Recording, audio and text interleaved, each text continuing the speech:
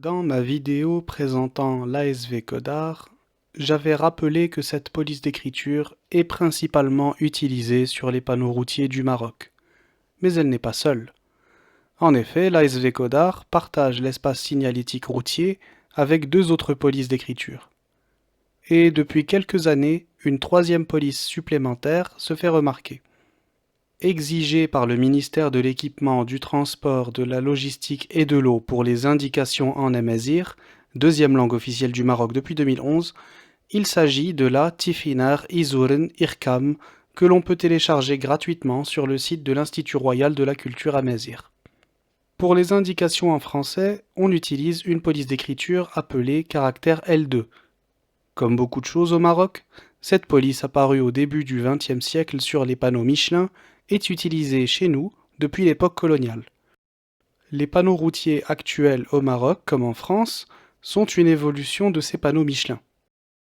Aucune autre police que l'ASV Codar, la caractère L2 et la Tifinar Izouren Irkam n'est citée sur le document d'instruction générale sur la signalisation routière que j'avais mentionné dans ma dernière vidéo. Cependant, on rencontre également une quatrième police d'écriture sur certains panneaux routiers marocains. Elle aussi est héritée des panneaux Michelin et elle est différente de la caractère L2 du fait de ses empattements. Son nom, c'est Clarendon. Je l'ai appris cette année après avoir fouillé les méandres des forums des années 2000. J'ai beaucoup de chance que ces pages n'aient pas disparu. Utilisée uniquement en italique pour ce que l'on appelle les indications secondaires, comme centre-ville, est-ouest, elle est parfois remplacée par la fonte latine italique de l'ASV Codar, dont les caractères latins sont tirés de la police palatino-linotype. Ni la Clarendon, ni la palatino-linotype ne sont conformes aux normes du ministère des Transports. Mais c'est pas grave parce que j'aime beaucoup leur apparence. Mais le vrai sujet de cette vidéo, c'est la question suivante. Comment fait-on cohabiter deux polices d'écriture sur un seul panneau ? Cette question est importante car deux polices différentes n'ont pas les mêmes proportions, ni la même largeur de trait, ou la même facilité de lecture à distance. Deux mots identiques, saisis en taille 12 dans deux polices différentes, n'ont pas la même hauteur. Pour égaliser leur hauteur, il faut qu'une de ces polices d'écriture soit fixée à une plus grande taille que l'autre.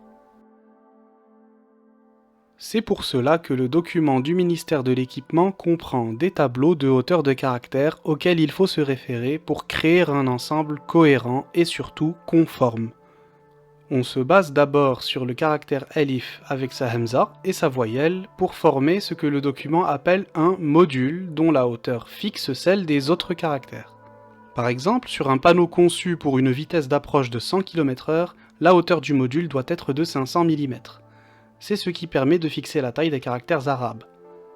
Par rapport à ce module de 500 mm, la hauteur des caractères latins ou tifinar est fixée à 330 mm.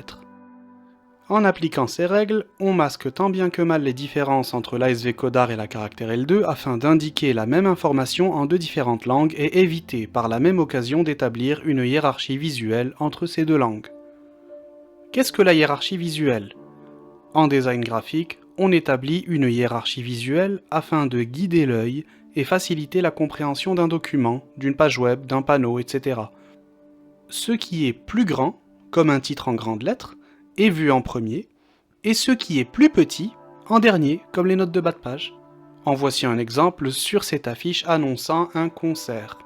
Le titre est en grandes lettres, pour qu'on le lise en premier, tandis que le reste des informations, ce qui est plus petit, est lu en dernier.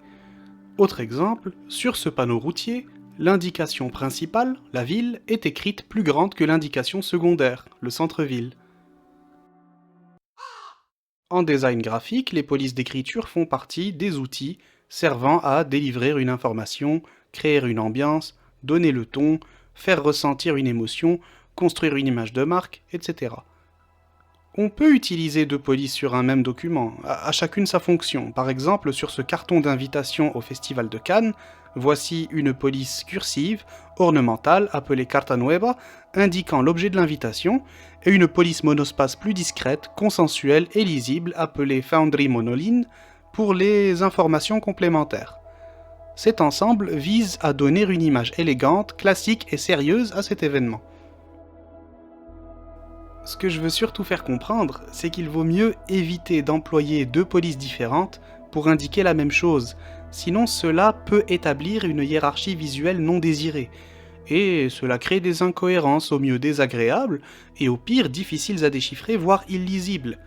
Il n'est donc pas recommandé de créer tout un système comme celui du ministère des Transports, consistant à fixer une hauteur de module auquel on adapte la taille des autres polices d'écriture afin d'obtenir un résultat un tant soit peu harmonieux. Ce n'est pas efficace, même quand on utilise des polices d'écriture spécifiquement conçues pour être hyper lisibles comme l'ASV Codar. Par conséquent, à chaque fois que j'aperçois un panneau routier, même un panneau qui n'indique qu'une seule destination, je pense qu'il faut en réduire la complexité. Il existe d'autres manières de concevoir des panneaux véritablement conformes aux exigences d'uniformité, d'homogénéité, de simplicité et de continuité définies par le ministère des Transports dans son propre document.